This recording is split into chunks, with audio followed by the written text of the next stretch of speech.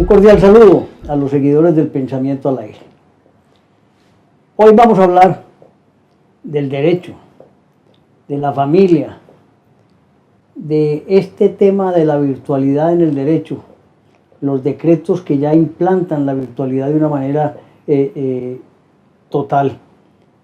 Y lo hablaremos con una mujer, profesional abogada de la Universidad de Medellín, con especialización en Derecho Procesal en la Universidad de Medellín y especialista en Seguridad Social y del Trabajo en la Universidad Autónoma Latinoamericana. Pero lo más importante de Luzaide Gaviria Zapata es su historia, 28 años en la rama judicial, y primero hay que darle un cordial saludo, Luzaide. Gracias, Antonio, gracias a todos y a tu especial teleaudiencia por tenerme aquí, por invitarme, por abrir este espacio que es tan libre, que nos permite pensar al aire y especialmente que me des la oportunidad, porque ya me habías hecho varias invitaciones y las veces que quise venir no pude, porque tú sabrás que desde mis orillas como litigante, ya uno tiene un cúmulo de obligaciones que le impiden muchas veces cumplir con todos los deseos de las personas, pero agradezco la oportunidad que me has dado en el día de hoy. No, es que usted se la gana porque es una profesional exitosa.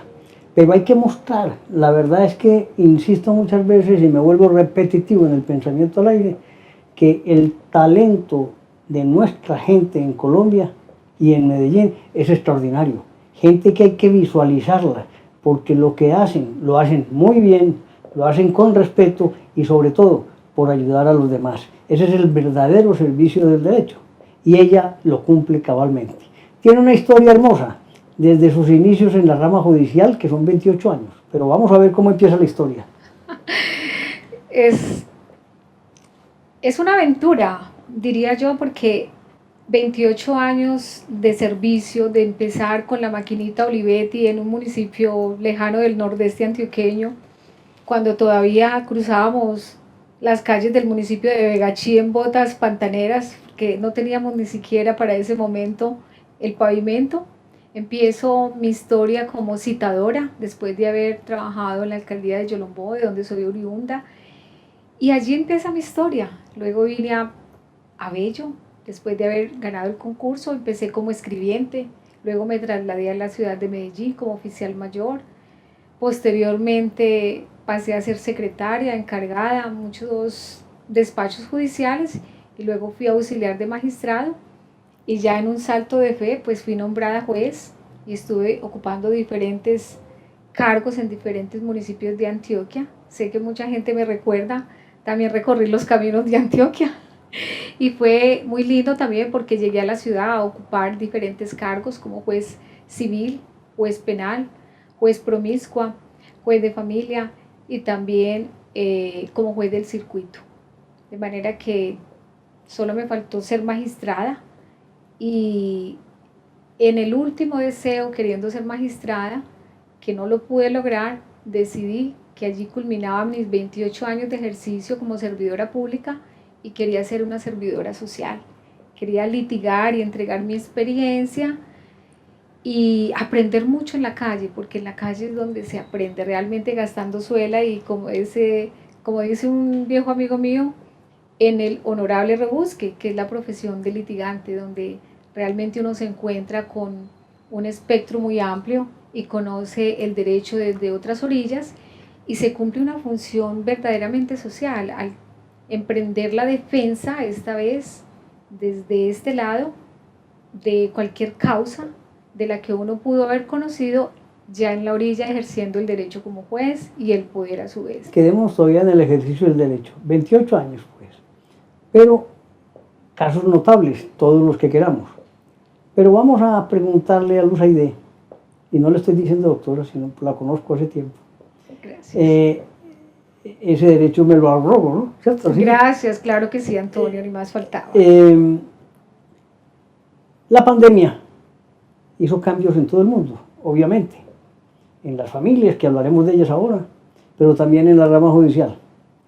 La virtualidad llegó de sopetón a los juzgados y hoy es una realidad. Hablemos de esa virtualidad y las consecuencias de la virtualidad, si ha mejorado o no, o estamos fregados.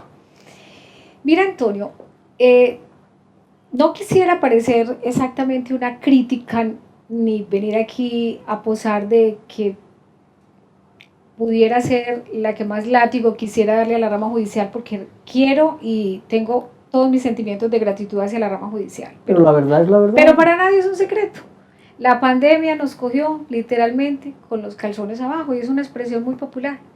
No estábamos preparados para la virtualidad. Fue un choque y un impacto porque emprendimos un cambio de paradigma y unos desafíos enormes porque el país estaba en pañales para emprender una virtualidad. El expediente electrónico era un anhelo. Desde el 2012 ya se hablaba del expediente electrónico en las diferentes jurisdicciones. Digamos que la primera versión de expediente electrónico la implementó la Superintendencia de Sociedades, que es exitosa y es un modelo que yo anhelo para mi rama judicial. Veníamos hablando de expediente electrónico y qué modelos se iba a implementar en Colombia y cuál iba a ser el mecanismo para empezar y para ir entrando de manera progresiva, ¿cierto? Es así fue que en el derecho administrativo se planteó primero esa virtualidad y ese expediente electrónico y empujó un poco en materia civil y de familia la entrada en vigencia, pero seguíamos a paso lento, negándonos un poco al cambio porque naturalmente somos una sociedad atrasada culturalmente y no nos digamos mentiras, el Estado no le ha apostado mucho, excepto en los últimos años, a las tecnologías y a la comunicación. Desde la creación del Ministerio de las TIC, de las tecnologías y de la comunicación, se quiso dar ese salto a implementar el expediente electrónico, pero muy pocos recursos, una apuesta lenta y especialmente muy poca preparación. Es decir, desde un aspecto global comparado con otros países como México, Venezuela, Argentina, Brasil, que ya tenían el expediente electrónico implementado hacía muchos años, Colombia seguía dando pasos de ciego y lentamente porque encontramos muchos obstáculos en el camino. Uno es la falta de presupuesto. Digamos que desde la parte central no se había dado un estudio fuerte que encarara la realidad económica que impactaría y la realidad que podría implicar el hacer ese cambio de paradigma. Pero llegó así de sopetón. Y cuando llega de sopetón, a todos nos obligan a cambiarnos de ropa de manera inmediata y a trotar, es decir, abogados, jueces y empleados, y al común del ciudadano le dicen, usted hoy se tiene que conectar desde una plataforma. ¿Qué es eso? ¿Cómo se llama? ¿Dónde está? ¿Cómo descargo la aplicación? Y obligan a la gente a entrar en forma maratónica a un expediente electrónico que entró agonizando porque no habían computadores y todavía no los hay.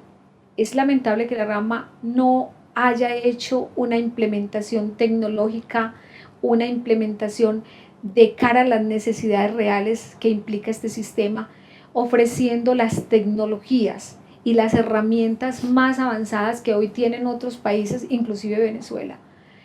Y se queda uno corto porque digamos que el litigante enfrenta el reto desde afuera, pero es un reto y un desafío mayor para el funcionario judicial que cuenta con computadores viejos que no están avanzados con una tecnología que corresponda a la exigencia del nivel de información que ingresa, ¿cierto? Ni las metadatas, ni la seguridad cibernética o la ciberseguridad de la que tanto se habla, que es tan importante para evitar hackeos, para evitar manipulación de la información o acceso indebido. Y empezamos a gatear. Una pregunta palos de ciego. Concreta. ¿Es más eficaz hoy la justicia o está igual de atrasada y los anaqueles allá llenos de expedientes?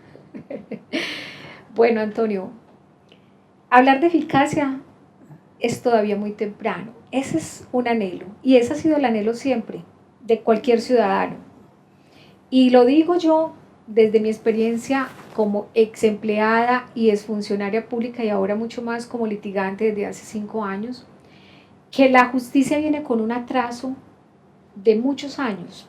Digamos, yo empecé en el 90 en la rama judicial y pude ver que a lo largo de los años la demanda de justicia es cada vez mayor, pero la planta de empleados y de jueces no se corresponde con la demanda de justicia. Entonces, el mayor, el mayor insumo que requiere la rama judicial es el insumo humano, es decir, la necesidad de más funcionarios y más empleados.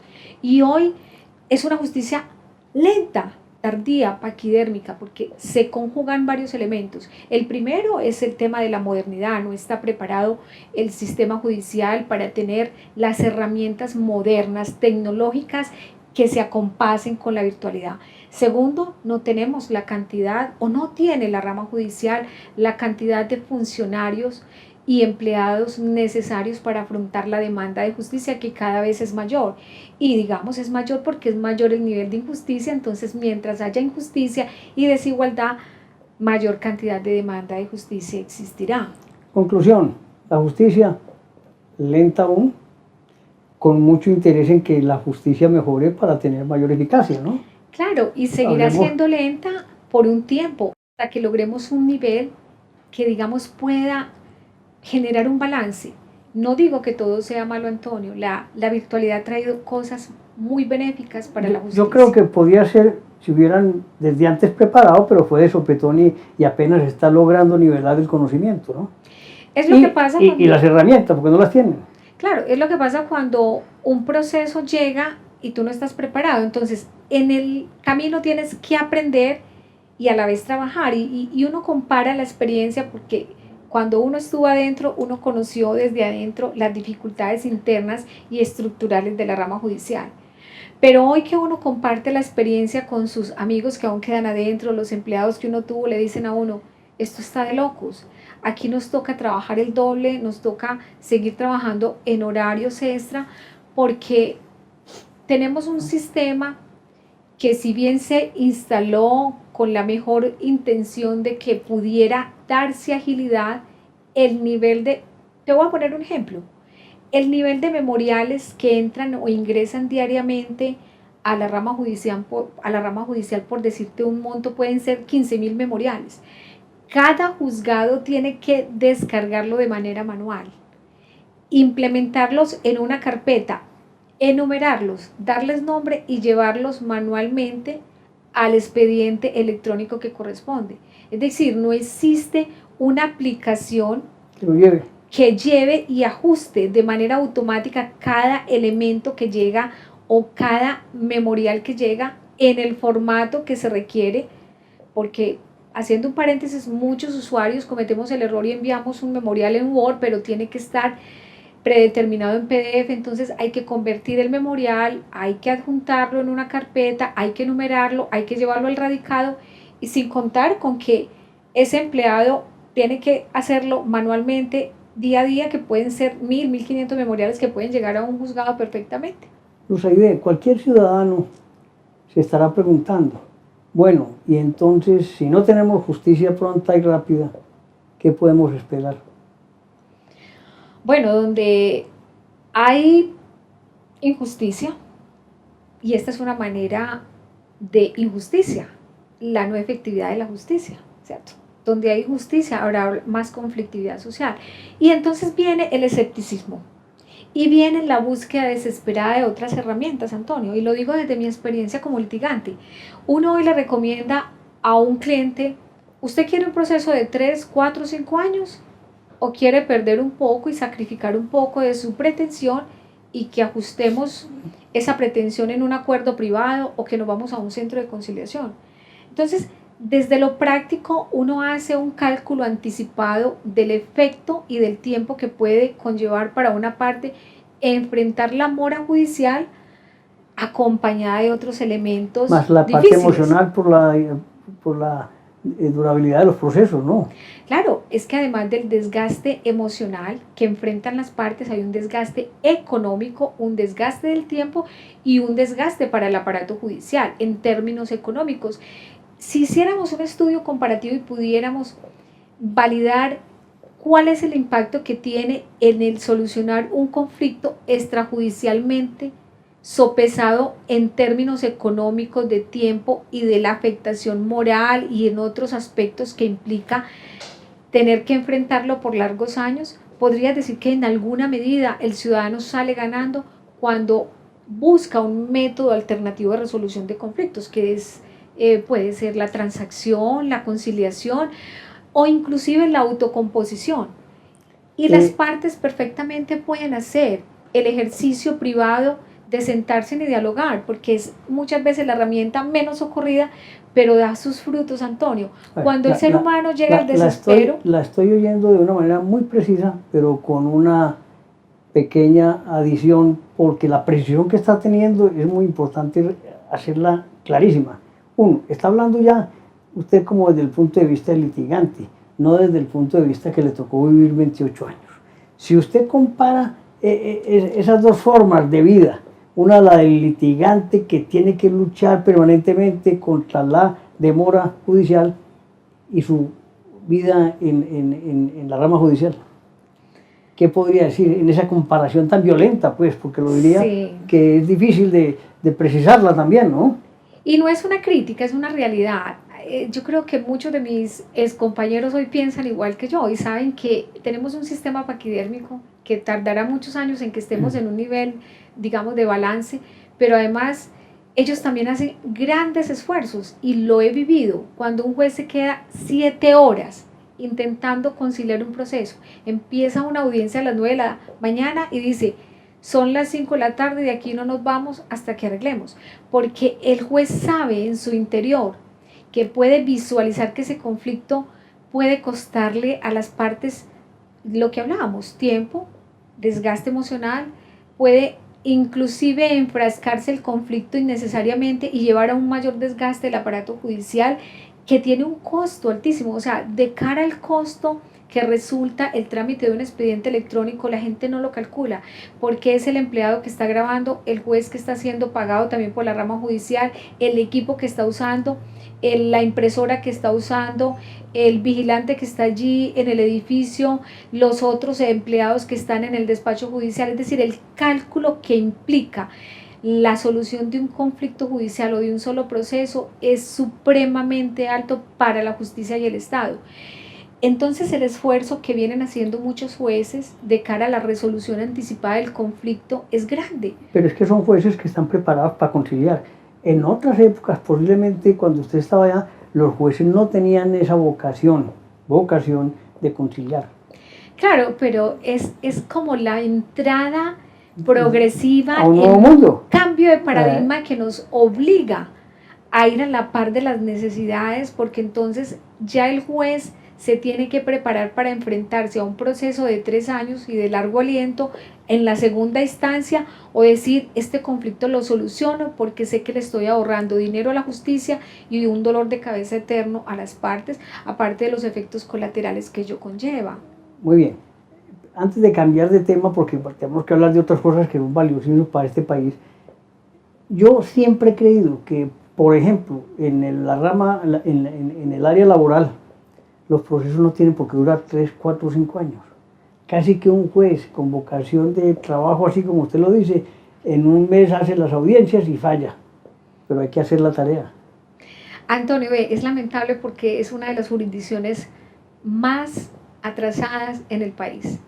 Tenemos procesos en segunda instancia hace 5 años, y no estoy hablando mal, señores magistrados, colegas, porque entiendo que el grueso de la congestión está en el área laboral. Es una gran demanda de demandas laborales, ¿cierto? Y esa avalancha viene de años atrás. Ríos y ríos de expedientes que están cargados, inclusive se creó una jurisdicción de descongestión, unos jueces de descongestión y no lograron descongestionar. Sigue atrasada la jurisdicción laboral porque es demasiada la demanda en materia laboral.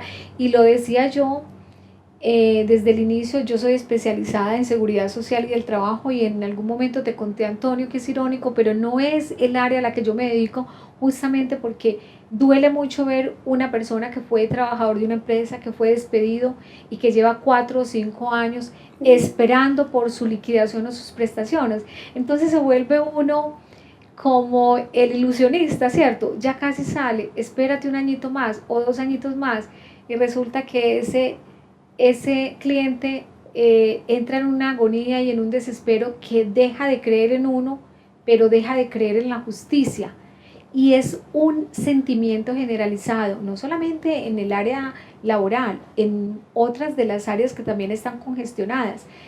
Hay despachos muy ágiles, funcionarios muy ágiles que lograron poner al día su despacho y siguen a un ritmo envidiable, pero son funcionarios de la nueva guardia que se han rodeado de equipos humanos y que han hecho desde antes un esfuerzo por prepararse para afrontar los desafíos de la avalancha de procesos.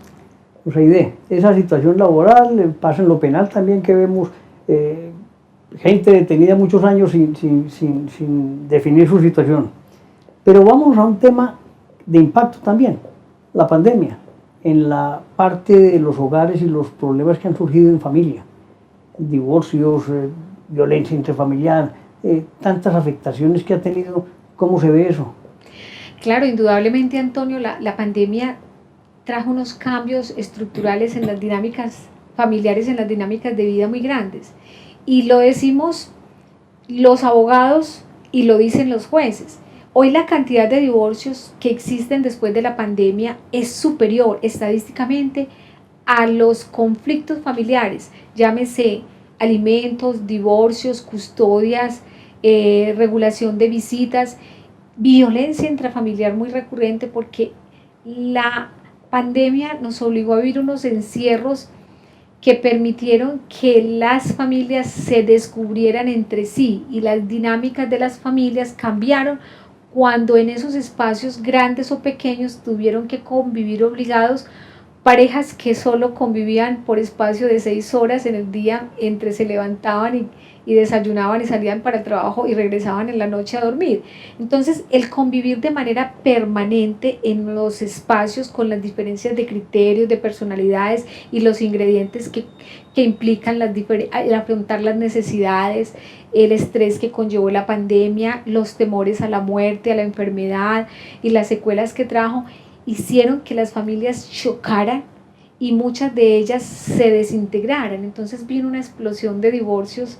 Antonio, nosotros decíamos en mi equipo de trabajo, sabrás que tengo un grupo de abogados, trabajamos y decíamos, gloria a Dios que tenemos empleo, pero qué tristeza por aquellas familias que hoy se desintegran. Y no es que hagamos los divorcios con mucho amor en un comienzo, porque significa para nosotros ver familias destruidas, hogares completamente disfuncionales, padres que enfrentan hoy tener 3 y 4 hijos a su cargo y las esposas se alejan solas a cuidar su mascota, o al contrario, madres que hoy tienen 4 o 3 hijos enfrentando una vida sola y el compañero se alejó porque en la pandemia descubrió que no era la esposa, no era la compañera que quería para continuar en el matrimonio. Entonces existió, digamos, un fenómeno que impactó la sociedad como una secuela colateral, diría yo, con esa afectación y esos daños a los terceros, que son esos hijos y esas familias que tenían ese anhelo de permanecer unidas y que por efecto de esa crisis mundial que vino con la pandemia, esta enfermedad tan dolorosa, trajo esa ruptura de la vida familiar y esa desestructura social. Y entonces, por supuesto, eso es otro ingrediente que se suma a la congestión judicial, porque hoy por hoy los temas de familia son muy socorridos para los litigantes. Mírame, en mi caso, por ejemplo, el 90% de mis procesos son de familia y no era precisamente el área donde yo más me moví a nivel laboral. Fueron épocas y experiencias que tuve en la rama judicial, en el área de familia, que me enriquecieron, pero a la vez hoy en la calle es donde realmente he hecho mi mayor escuela. Ese impacto en la realidad familiar, los hijos la han sufrido demasiado, ha sido terrible.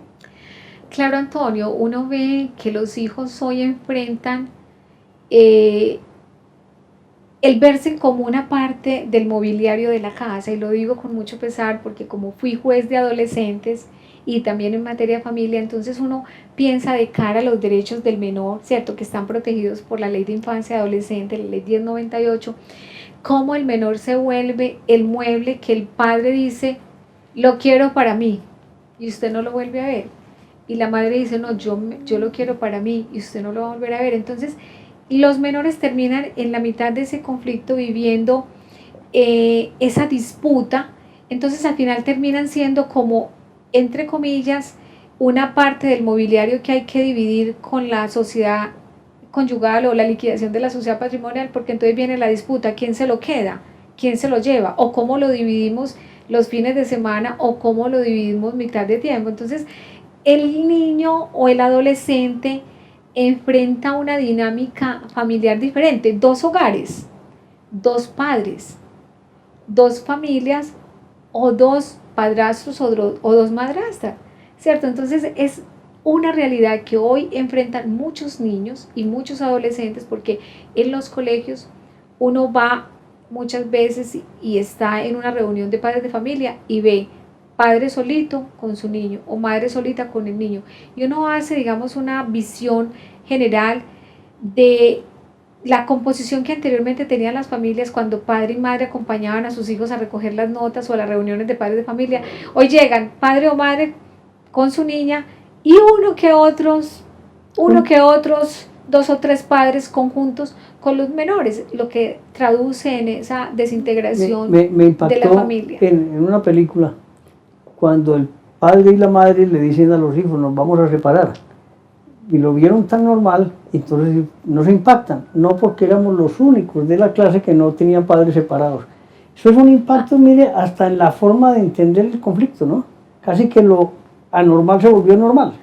Sí, y digamos que no significa que los menores lo entienden, ellos lo asumen porque se volvió, como te digo, una moda, un estilo de vida, pero hay unas afectaciones, ¿no?, internas y emocionales que entonces las vemos luego. Cuando vemos al adolescente con problemas de drogadicción, de aislamiento, de apatía social, de licor, tenemos jóvenes con unos síndromes increíbles, uno ve jóvenes que están enfrentando unas depresiones ya medicados, ¿fruto de qué? De las soledades que enfrentan después de un divorcio, porque digamos es que la soledad lo que los mata. Los más afectados, yo siempre he dicho que el efecto colateral lo reciben los menores o los hijos de un divorcio. Entonces, entre uno otras cosas, un divorciado no quiere divorciarse muchas veces. Es que el tema del divorcio es una cosa compleja, ¿no? Yo iba a tocar ese tema, me interrumpiste, pero es muy válido lo que dices, porque uno a veces hace el esfuerzo, irónicamente como abogado de familia, por mirar a ver si esa familia aún quiere darse en el último chance y hacer una terapia de familia, una terapia de pareja, y uno los convoca, porque te decía, Antonio, que cuando uno ha sido funcionario público desde esa orilla como juez y ahora viene uno nutrido a esta orilla como litigante, uno tiene una formación de tratar de hacer justicia, solucionar un conflicto de manera distinta, ¿cierto? Porque los honorarios, si bien son importantes y de eso vivimos los litigantes, no siempre todo traduce en que la solución del conflicto te da satisfacción por la remuneración económica, sino precisamente por la solución del conflicto.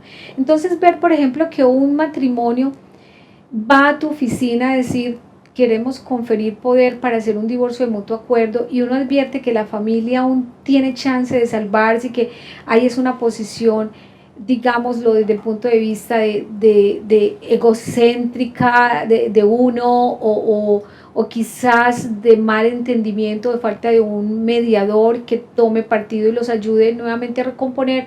Uno hace su esfuerzo porque esa familia no sea otra más de las disfuncionales que rodean el mundo, porque entonces esa descomposición social, la familia es el núcleo social es el núcleo fundamental de la sociedad, y si la sociedad se desintegra y se destruye, tenemos individuos que tienen frustraciones y viene la autodestrucción, diría yo. Entonces son individuos menos satisfechos, menos felices y van generando sociedades más descompuestas. Entonces uno hace su esfuerzo desde la óptica de la labor social que cumple el litigante, buscando recomponer un conflicto. Y le cuento, en mi experiencia, hay clientes que me han pagado el divorcio por anticipado. Y si en ese esfuerzo y en esa recomendación que uno hace, ellos logran recomponer la familia, luego vienen y le dicen a uno, gracias, no me devuelva los honorarios que usted salvó mi familia. Lo que equivale a decirte que no siempre ese precio que uno recibe es equivalente en dinero, sino que también es esa gratificación de la función social que uno cumple como litigante. Yo pienso que estás hablando de una cosa que impacta y es bonita. La función del abogado es una función eminentemente social. Y cuando se entienda esa verdadera dimensión de lo que es el abogado y el derecho, vamos a tener un mejor país, ¿no? Ese es el anhelo, Antonio, pero no todos los litigantes estamos hechos y fabricados de la misma manera. Por eso, de alguna manera, me siento una mujer privilegiada, agradecida con la vida, porque me talló adentro, me formé desde, te decía, desde el cargo más inferior y pude lograr lo que quise lograr. Aún puedo lograr muchas cosas, pero he decidido que mi vida, desde esta etapa de mi vida, desde esta etapa de mi experiencia profesional, es para dedicarla al servicio de la gente, porque me gratifica. Es una maravilla cuando uno habla con abogados del talante de los USAID, que realmente sí le enseñan a uno que esa misión del derecho vale la pena. Yo soy abogado y comparto plenamente esta descripción descarnada que hace el USAID sobre el derecho y lo que ha vivido en su época de funcionaria y litigante. ¿Un consejo para los abogados de este país?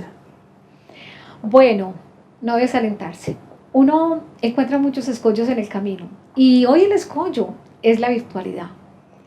Es el cansancio que nos lleva todos los días y la frustración de encontrar el obstáculo de que muchos procesos no avanzan, pero es porque hay todo un cambio en el modelo que veníamos manejando. Entonces ve uno el litigante desesperado, compungido porque el proceso no avanza. Entonces uno le dice al colega, hay mecanismos para solucionar el conflicto, no siempre el proceso es la solución. Yo soy una enamorada de la conciliación. Yo siempre a la gente le recomiendo el plan A y el plan B, y mi equipo de trabajo o nuestro equipo de trabajo funciona de la misma manera. Entonces es prepararnos cada día más, ir adelante del modelo que nos ha tocado afrontar. Y lo digo con humildad, porque hace poco estuve en una audiencia virtual con un juez de Bogotá muy preparado, pero con una carga pues que se le nota, emocional y laboral, y no lograba en plena audiencia 5 demandados y 2 llamados en garantía, no lograba encontrar las partes del proceso donde cada uno encontraba las pruebas. Entonces, si nosotros los abogados estamos ahí, es para ayudarnos entre sí a que el proceso funcione. Y el juez se sentía desesperado en la plena audiencia porque decía, ayúdenme, ustedes abogados, ¿dónde están las pruebas? Son miles de folios y nadie hablaba. Yo decía, Dios mío, es que el abogado también tiene que estar ahí, no como un vigilante para mirar dónde está equivocado el juez, sino para estar al ritmo de lo que implica la virtualidad, es decir, tener el expediente también con antelación, haberlo estudiado, poder darle, digamos, una visión al juez o la mano, si se quiere. Entonces uno dice, de alguna manera, que el abogado hoy tiene que estar mejor preparado incluso que el juez para poder afrontar desde afuera el cambio tan grande y revolucionario y tan, digamos, desafiante que implica la virtualidad. Tenemos que ir un paso adelante en la virtualidad, porque este modelo no está terminado en sí, es un modelo que está sometido a prueba.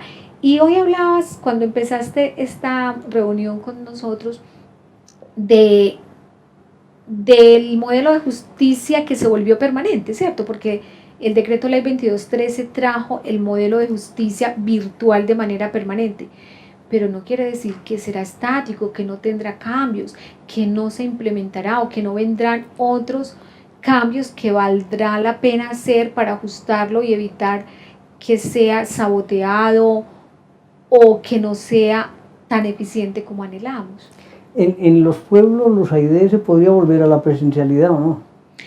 Bueno, vea, yo tengo varios colegas de los municipios y les pregunto mucho cómo hacen en los pueblos cuando van a hacer un juicio, por ejemplo, un juicio penal y el detenido está con privación de la libertad o una domiciliaria en la casa.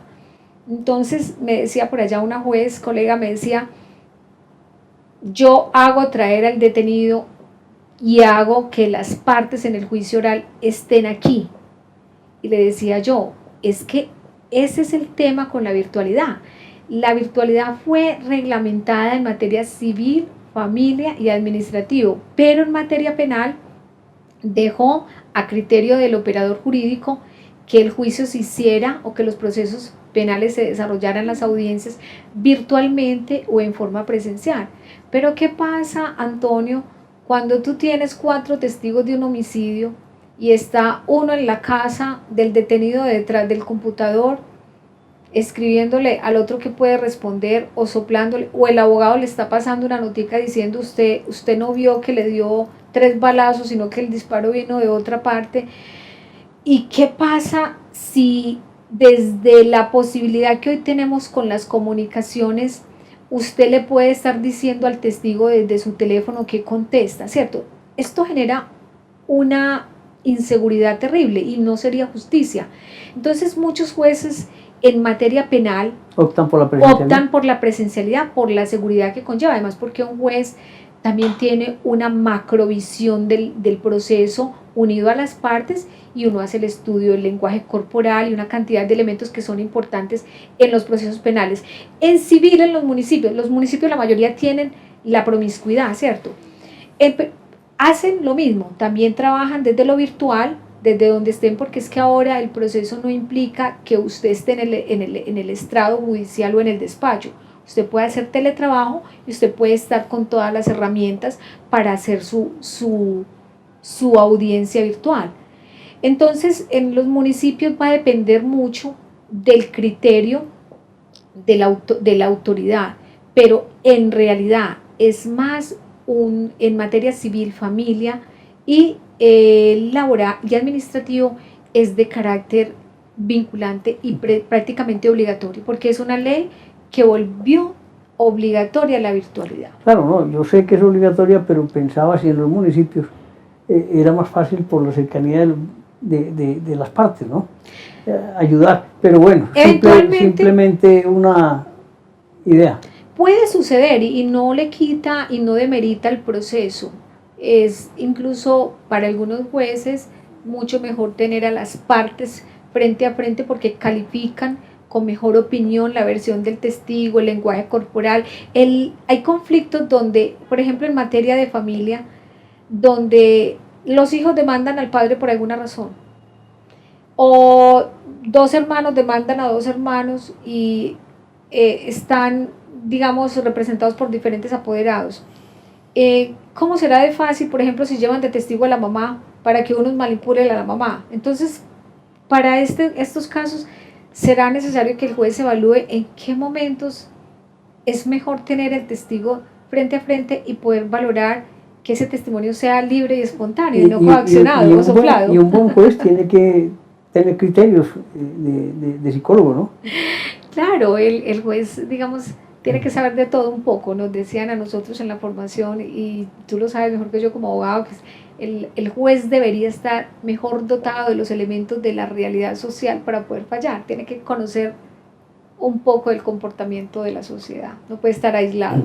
Pues muy bien, qué charla tan amena, tan agradable para aprender todos de lo que es una abogada en ejercicio, una abogada en la rama y la experiencia que nos cuenta. Pues gracias, Luz Aide, por la presencia en el Pensamiento al Aire. Gracias, Antonio, gracias a todos los teleoyentes y televidentes.